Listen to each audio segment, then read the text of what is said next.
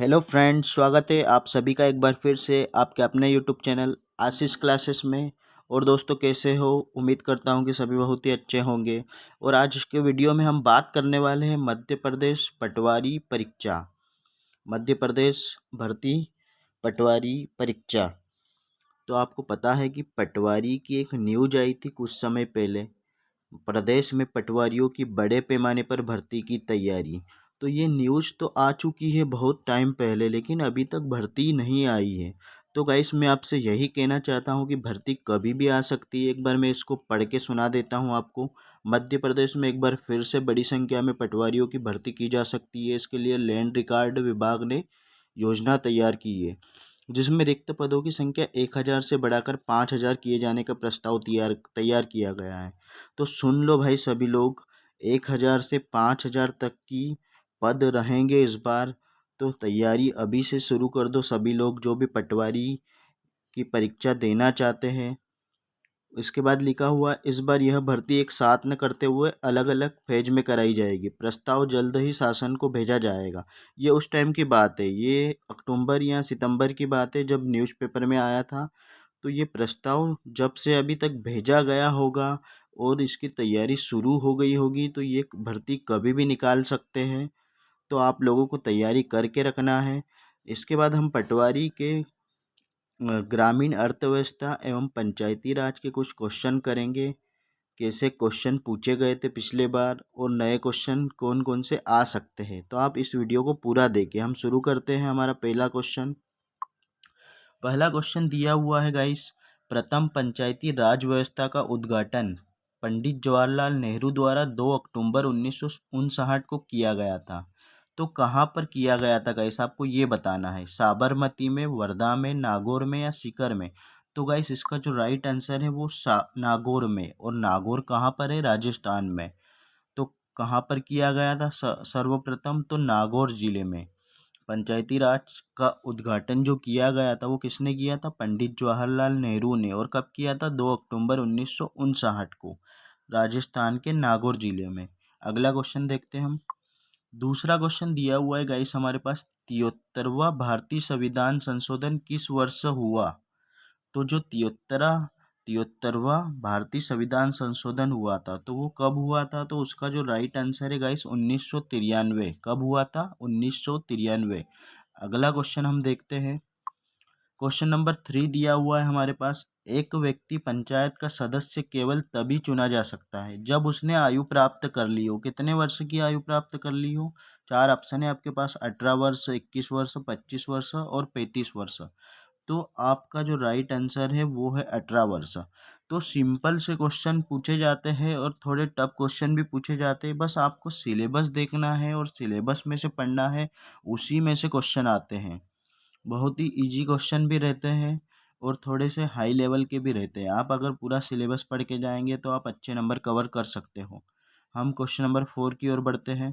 Question number 4 दिया हुआ है हमारे पास, पंचायती राज को किस सूची में रखा गया है? तो आपको बताना है, संघ सूची, राज्य सूची, समवर्ती सूची या अवशिष्ट विषय। तो आपको इसका आंसर पता होना चाहिए, राज्य सूची में।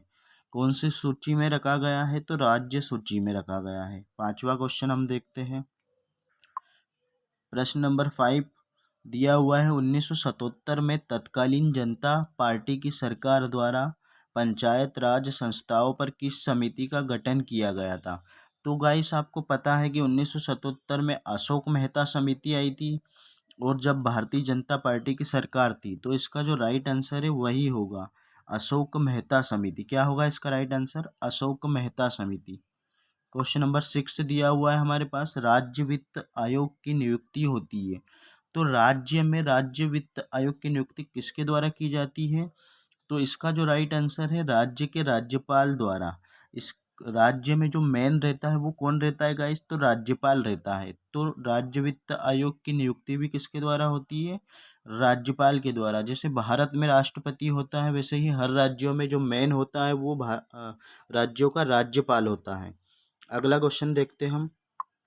अगला क्वेश्चन दिया हुआ है, पंचायतों के संबंध में संविधान की 11वीं अनुसूचित में कितने विषय है? अनुसूची में कितने विषय है आपको इसका आंसर बताना है, 18 विषय, 28 विषय, 19 विषय या 29 विषय। तो इसका जो राइट आंसर है 29 विषय। 11वीं अनुसूची में कितने विषय है तो 29 विषय है। अगला क्वेश्चन, प्रश्न 8, मध्य प्रदेश में कुल कितनी ग्राम पंचायतें हैं? तो मध्य प्रदेश में जो ग्राम पंचायतें हैं वो है 23,051। ग्राम पंचायतों की संख्या है 23,051। आपको याद रखना है, इस टाइप के क्वेश्चन पूछे जाते हैं। नेक्स्ट क्वेश्चन देखते हैं, मध्य प्रदेश में ग्राम स्वराज व्यवस्था कब लागू की गई थी? 26 जनवरी 2009, 26 जनवरी 2001, 26 जनवरी 2002 या 26 जनवरी 2003? तो इसका जो करेक्ट आंसर है वो हमारा 26 जनवरी 2001। आपको याद रखना है कि ग्राम स्वराज व्यवस्था कब लागू की गई थी मध्य प्रदेश में। कौन सी व्यवस्था? ग्राम स्वराज व्यवस्था, 26 जनवरी 2001 को। ये क्वेश्चन भी पूछे जा चुके हैं और ये पटवारी की परीक्षा में आ भी सकते हैं, तो आपको इनको पढ़ के जाना है। अगला क्वेश्चन देखते हैं हम। अगला क्वेश्चन दिया है, पंचायती राज व्यवस्थाओं में महिलाओं को कितने प्रतिशत आरक्षण दिया गया है? 4 ऑप्शन है आपके, 50%, 20%, 100% या फिर 33%। तो कुछ लोग लगा देते हैं 50%, क्योंकि सभी लोगों को पता है कि अभी महिलाओं को जो आरक्षण दिया गया है वो 50%। लेकिन जो पंचायती राज व्यवस्था में महिलाओं को आरक्षण दिया गया है वो हमें बताना है। तो इसका जो राइट आंसर है वो 33%। महिलाओं को इसमें कितना परसेंट आरक्षण दिया गया? 33%। 1/3, एक तिहाई। कितना दिया गया? एक तिहाई, मतलब 33%। अगला क्वेश्चन देखते हैं हम। आपको याद रखना है, बहुत ही इंपॉर्टेंट क्वेश्चन था ये भी। अगला क्वेश्चन दिया है, सीमांत कृषक वे होते हैं जिनके जोत का आकार होता है। आकार की जगह आकार होगा, क्या होगा गाइस? आकार।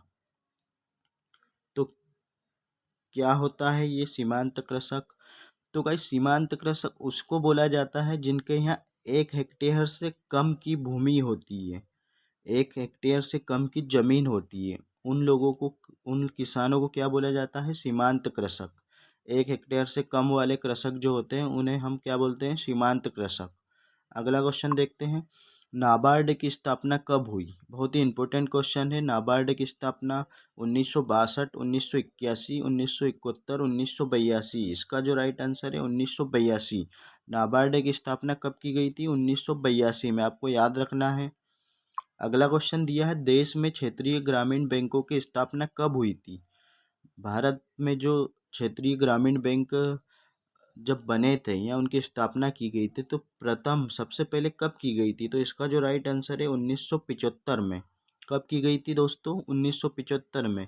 मैं आज आपको जितने भी क्वेश्चन करवा रहा हूँ बहुत ही इंपॉर्टेंट क्वेश्चन है। अगर आप पटवारी की तैयारी कर रहे हो तो इन क्वेश्चन को रोज़ दे के मैं रोज़ आपके लिए नए नए क्वेश्चन डालता रहूँगा। इससे आपकी आसानी से पढ़ाई भी हो जाएगी और आपकी तैयारी भी बहुत बढ़िया तरीके से हो जाएगी। अगला क्वेश्चन देखते हैं हम। अगला क्वेश्चन दिया है, राष्ट्रीय ग्रामीण विकास संस्थान स्थित है, कहाँ पर स्थित है? दिल्ली में, नागपुर में, हैदराबाद में या कानपुर में? तो इसका जो राइट आंसर है हैदराबाद में। राष्ट्रीय ग्रामीण विकास संस्थान हैदराबाद में है। अगला क्वेश्चन देखते हैं, भारत में कितने केंद्रीय पशु प्रजनन फार्म है? तो कितने हैं? इसका जो राइट आंसर है वो 7। कितने हैं? 7। आपको पता है कि ग्रामीण अर्थव्यवस्था से बहुत सारे क्वेश्चन पूछे जाते हैं, वो थोड़ा टफ लगता है, लेकिन पंचायती राज थोड़ा सा इजी लगता है सभी को। तो आपको ज़्यादा फोकस करना है ग्रामीण अर्थव्यवस्था पे। उसके क्वेश्चन आपको देखना है किस टाइप के क्वेश्चन पूछे गए थे पिछली बार के एग्जाम में।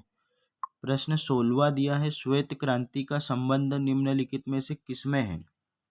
अनाज उत्पादन, चीनी उत्पादन, फलोत्पादन या दुग्ध उत्पादन? तो इसका जो राइट आंसर है वो दुग्ध उत्पादन। श्वेत क्रांति किससे संबंधित है? तो दुग्ध उत्पादन से है।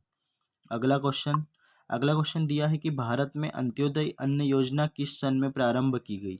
सन 2000, सन 1999, सन 1957 या सन 1998? तो इसका जो राइट आंसर है सन 2000। 2000 में। कब की गई थी? 2000 में। नेक्स्ट क्वेश्चन है, क्षारीय मृदा का पीएच मान कितना होता है?